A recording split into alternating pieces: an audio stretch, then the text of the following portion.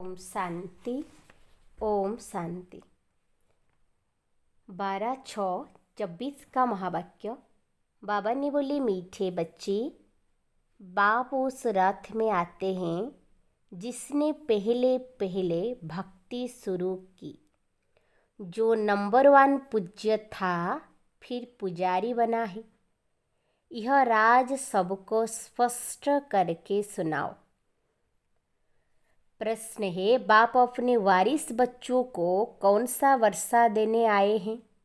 उत्तर है, बाप सुख शांति प्रेम का सागर है। यही सारा खजाना वह तुम्हें विल करते हैं। ऐसा विल कर देते जो 21 जन्म तक तुम खाते रहो, खुट नहीं सकता। तुम्हें कौड़ी से हीरे जैसा बना देते हैं। तुम बाप का सारा खजाना योग बल से लेते हो। योग के बिना खजाना नहीं मिल सकता है। ओम शांति। शिव भगवान उवाच। अब शिव भगवान निराकार को तो सभी मानते हैं। एक ही निराकार शिव है जिसकी सब पूजा करते हैं। बाकी जो भी देहधारी है उनका साकार रूप है। पहले पहले निराकार आत्मा थी, फिर साकार बनी है। साकार बनती है, शरीर में प्रवेश करती है, तब उनका पाठ चलता है। मूल वतन में तो कोई पाठ है नहीं। जैसे एक्टर्स घर में है तो नाटक का पाठ पर ही सारा मदार है। आत्मा में तो कोई फर्क नहीं है।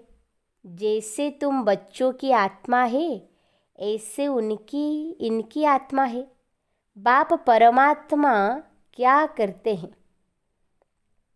उनका ऑक्यूपेशन क्या है, वो जानना है। कोई प्रेसिडेंट है, राजा है, यह आत्मा का ऑक्यूपेशन है ना। यह पवित्र देवताएं हैं, इसीलिए इनको पूजा जाता है। अभी तुम समझते हो यह पढ़ाई पढ़कर लक्ष्मी नारायण विश्व के मालिक बने हैं। किसने बनाया? परमात्मा ने। तुम आत्माएं भी पढ़ाती हो। बड़ाई यह है जो बाप आकर तुम बच्चों को पढ़ाते हैं और राजयोग भी सिखलाते हैं। कितना सहज है। इसको कहा जाता है राजयोग। बाप को याद करने से हम सतो प्रधान बन जाते हैं। बाप तो है ही सतो प्रधान। उनकी कितनी महिमा गाते हैं। भक्ति मार्ग में कितना फल दूध आदि चढ़ाते हैं। समझ कुछ नहीं। देवताओं को पूजते हैं, शिव पर दूध फूल आदि चढ़ाते हैं, कुछ पता नहीं। देवताओं ने राज्य किया, अच्छा शिव पर क्यों चढ़ाते? उसने क्या कर्तव्य किया है जो इतना पूजते हो? देवताओं को तो फिर भी मालूम है वो है स्वर्गों के मालिक। उनको किसने बनाया यह भी पता नहीं। पूजा भी करते हैं शिव की, परंतु ख्याल में नहीं कि यह भगवान है। भगवान ने इन्हों को ऐसा बनाया है। कितनी भक्ति करते हैं, हे सब अनजान। तुमने भी शिव की पूजा की होगी। अभी तुम समझते हो, आगे कुछ भी नहीं जानते थे। उनका ऑक्यूपेशन क्या है? उनका ऑक्यूपेशन क्या है?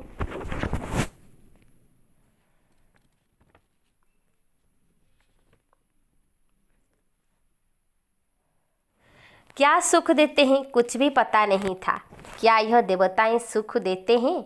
भल राजा रानी प्रजा को सुख देते हैं, परंतु उन्हों को तो शिव बाबा ने ऐसा बनाया ना। बलिहारी उनकी है। यह तो सिर्फ ही राजा ही करते हैं, प्रजा भी बन जाती है।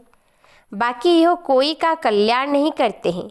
अगर करते भी है तो अल्पकाल के लिए। अभी तुम बच्चों को बाप बेट पढ़ाते हैं, उनको कहा जाता है कल्याणकारी। बाप अपना परिचय देते हैं, मेरे लिंग की तुम पूजा करते थे। उनको परमात्मा कहते थे। परमात्मा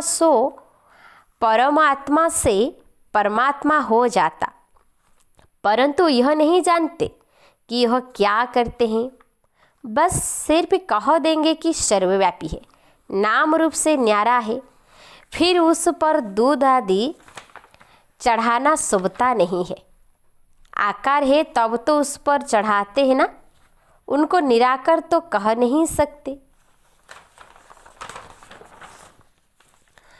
तुमसे मनुष्य आर्ग्यू बहुत करते हैं, बाबा के आगे भी आकर आर्ग्यू भी करेंगे, फालतू माथा खपाएंगे, फायदा कुछ भी नहीं। यह समझाना तो तुम बच्चों का काम है। तुम बच्चे जानते हो बाबा ने हमको कितना ऊंच बनाया है। यह पढ़ाई है, बाप टीचर बन पढ़ाते हैं। तुम मनुष्य से देवता बनने के लिए पढ़ रहे हो। देवी देवता है सतयुग में, कलयुग में होते हैं नहीं। राम राज्य ही नहीं जो पवित्र रह सके। देवी देवता थे फिर वाम मार्ग में चले जाते हैं। बाकी जैसे चित्र दिखाए हैं ऐसे नहीं। जगन्नाथ के मंदिर में तुम देखेंगे काले चित्र हैं। बाप कहते हैं माया जीते जगतजीत बनो, तो उन्होंने फिर जगतनाथ नाम रख दिया है। ऊपर में सब गंदे चित्र दिखाए हैं। देवताएं वाम मार्ग में गए तो काले बन पड़े, उनकी भी पूजा करते रहते हैं।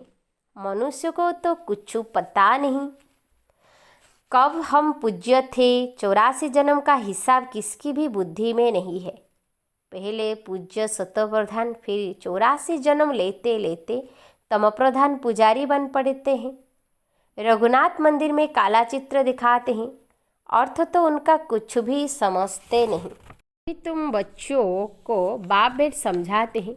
ज्ञान चिता पर बैठ गोरे बनते हो, काम चिता पर बैठ काले बन पड़ते हो। देवताएं वाम मार्ग में जाकर भिखारी बन पड़े, फिर उनका नाम देवता तो रख नहीं सकते। वाम मार्ग में जाने से काले बन पड़े हो, यह निशानी दिखाई है। तुम जानते हो कि शिव बाबा तो काला बनता ही नहीं, वह तो हीरा है जो तुमको भी हीरे जैसा बनाते हैं। वह तो कभी काला बनते नहीं, उनको फिर काला क्यों बना दिया है? कोई काला होगा, उसने बैठ काला बनाया होगा। शिव बाबा कहते हैं हमने क्या दोष किया जो मुझे काला बना दिया है? मैं तो आता ही हूँ सबको गोरा बनाने। मैं तो सदैव गोरा हूँ। मनुष्यों की ऐसी बुद्धि बन पड़ी है जो कुछ भी समझते नहीं। शिव बाबा तो है ही सबको हीरा बनाने वाला। मैं तो एभर गोरा मुसाफिर हूँ। मैंने क्या किया जो मुझे काला बनाया है? अब तुमको भी गोरा बनना है ऊंच पद पाने के लिए। ऊंच पद कैसे पाना है वह तो बाप ने समझाया है। Follow father. जैसे इसने सब कुछ बाप के हवाले कर दिया, फादर को देखो कैसे सब कुछ दे दिया। भल साधारण थे, न बहुत गरीब न बहुत साहूकार थे। बाबा अभी भी कहते हैं तुम्हारा खान पान बीच का साधारण होना चाहिए, न बहुत ऊंच न बहुत कम। बाप ही सब शिक्षा देते हैं। यह भी देखने में तो साधारण ही आते हैं। तुमको कहते हैं कहाँ है भगवान दिखाओ, अरे आत्मा बिंदी है, उनको देखेंगे क्या? यह तो जानते हो आत्मा का साक्षात्कार इन आँखों से होता नहीं। तुम कहते हो भगवान पढ़ाते हैं तो जरूर कोई शरीरधारी होगा। निराकार कैसे पढ़ाएंगे? मनुष्य को तो कुछ भी पता नहीं है। जैसे तुम आत्मा हो, शरीर द्वारा पाठ बजाते हो, आत्मा ही पाठ बजाती है, आत्मा ही बोलती है शरीर द्वारा, तो आत्मावाच। परंतु आत्मावाच शोभता नहीं। आत्मा तो वानप्रस्थ वाणी से परे है, वाच तो शरीर से ही करेगी। वाणी से परे सिर्फ आत्मा ही रह जाती है। वाणी में आना है तो शरीर जरूर चाहिए। बाप ही ज्ञान का सागर है तो जरूर किसके शरीर का आधार लेगा ना। उसको रथ कहा जाता है, नहीं तो वह सुनाए कैसे? बाप पति से पावन बनने लिए शिक्षा देते हैं, प्रेरणा की बात नहीं, यह तो ज्ञान की बात है। वह आए कैसे, किसके शरीर में आए? आएगा तो जरूर मनुष्य में ही।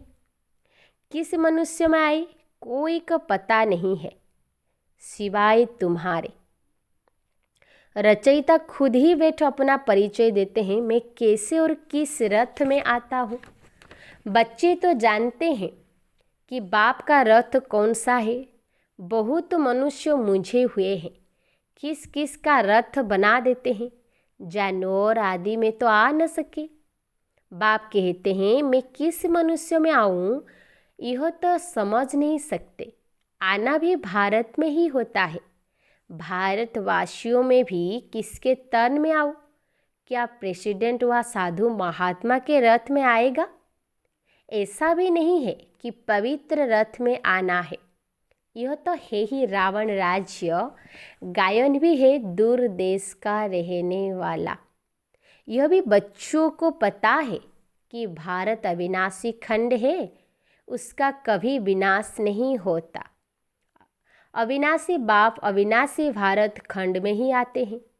किस तन में आते हैं वो खुद ही बताते हैं, और तो कोई जान न सके। तुम जानते हो कोई साधु महात्मा में भी आ न सके। वह है हठयोगी, निवृत्ति मार्ग वाले। बाकी रहे भारतवासी भक्त। अब भक्तों में भी किस भक्त में आए? भक्त पुराना चाहिए जिसने बहुत भक्ति की हो। भक्ति का फल भगवान को देना आना पड़ता है। भारत में भक्तों तो ढेर हैं, कहेंगे यह बड़ा भक्त है, इसमें आना चाहिए। ऐसे तो बहुत भक्त बन पड़ते हैं। कल भी कोई को वैराग्य आए, भक्त बन जाए, वह तो इस जन्म का भक्त हो गया ना। उसमें आएंगे नहीं। मैं उसमें आता हूँ जिसने पहले पहले भक्ति शुरू की। द्वापर से लेकर भक्ति शुरू हुई है। यह हिसाब किताब कोई समझ न सके। कितनी गुप्त बातें हैं। मैं आता हूँ उसमें जो पहले पहले भक्ति शुरू करते हैं। नंबर 1 जो पूज्य था वही फिर नंबर 1 पुजारी भी बनेगा। खुद ही कहते हैं यह रथ ही पहले नंबर में जाते हैं, फिर 84 जन्म भी यही लेते हैं। मैं इनके ही बहुत जन्म के अंत के भी अंत में प्रवेश करता हूँ। इनको ही फिर नंबर 1 राजा बनना है। यही बहुत भक्ति करते थे, भक्ति का फल भी इनको मिलना चाहिए। बाप दिखलाते हैं बच्चों को कि देखो यह मेरे पर वारी कैसे गया, सब कुछ दे दिया। इतने ढेर बच्चों को सिखलाने लिए धन भी चाहिए। ईश्वर का यज्ञ रचा हुआ है। खुदा इसमें बैठ रुद्र ज्ञान यज्ञ रचते हैं। इसको पढ़ाई भी कहा जाता है। रुद्र शिव बाबा जो ज्ञान का सागर है, उसने यज्ञ रचा है ज्ञान देने के लिए। अक्षर बिल्कुल ठीक है। राजस्व स्वराज्य पाने के लिए यज्ञ, इसको यज्ञ क्यों कहते हैं? यज्ञ में तो वह लोग आहुति आदि बहुत डालते हैं।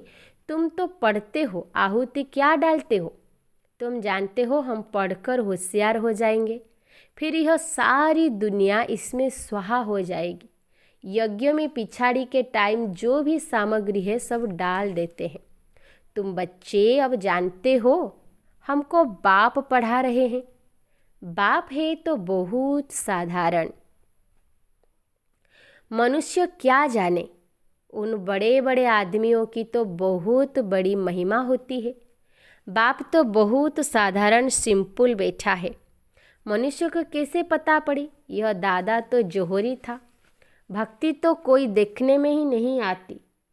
सिर्फ इतना कह देते इसमें कुछ शक्ति है, बस यह नहीं समझते कि इसमें सर्वशक्तिमान बाप है। इसमें शक्ति है, तुम योग बल से लेते हो, वह तो सर्वशक्तिमान है ही।